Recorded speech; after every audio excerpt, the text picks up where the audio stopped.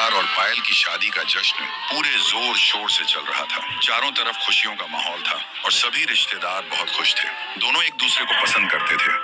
पायल देखने में ऐसी लगा करती थी जैसे स्वर्ग से कोई अप्सरा उतर आई हो। और राई स्टार, जो एक बड़ा नेता था और हमेशा गांव वालों की मदद के लिए आगे रहता था। सारे रीति रिवाज और रस्में पूरी होने के बाद दोनों पति पत्नी बनकर अपने घर पहुंचे। घर पहुंचने के बाद माहौल रोमांटिक हो गया।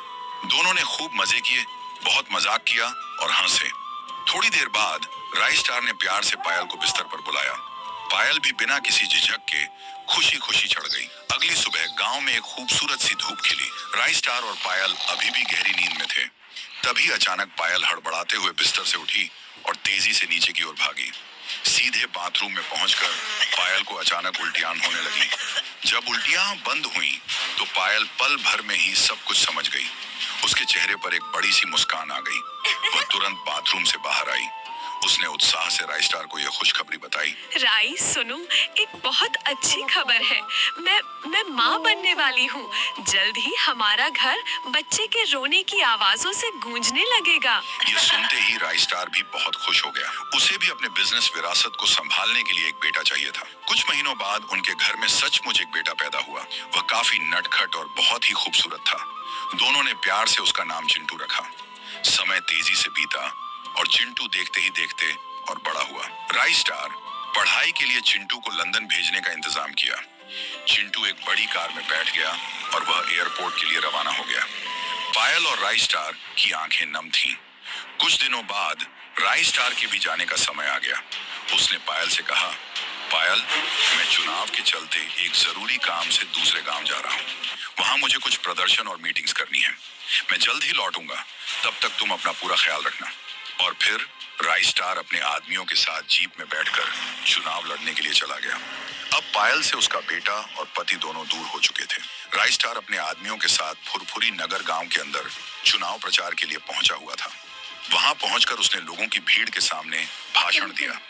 उसने गांव के लोगों से जोरदार आवाज में कहा, मेरे प्यारे भाइयों और बहनों, मेरा चुनाव चिन्ह मुर्गी है। अगर आपका प्यार और साथ मुझे मिला तो मैं इस पूरे फुरफुरी नगर को आसमान तक लेकर जाऊंगा। मैं वादा करता हूं कि आपके गांव में बुर्ज खलीफा भी बनवाऊंगा। राई स्टार के जाने के बाद पायल घर में अकेली थी, लेकिन कुछ महीनों बाद खुशखबरी आई। राई स्टार चुनाव जीत गया था।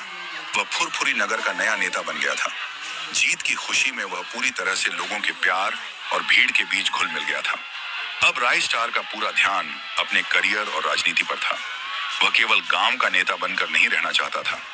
वह चाहता था कि वह सरपंच से भी कुछ आगे बढ़े और बड़ी कुर्सी पर बैठे। इस लक्ष्य को पाने के लिए वह लोगों की खूब मदद करने लगा। उसने गांव की खेती बाड़ी में बहुत ध्यान दिया ताकि रोजगार के मौके बढ़े। लेकिन उसकी पत्नी पायल की जरूरतों को वह समझ नहीं पा रहा था। पायल अभी भी बेहद खूबसूरत और जवान थी। उसे अपने पति के प्यार की जरूरत थी। पर राई स्टार को गए हुए महीने हो गए थे और दिन तेजी से कटते जा रहे थे।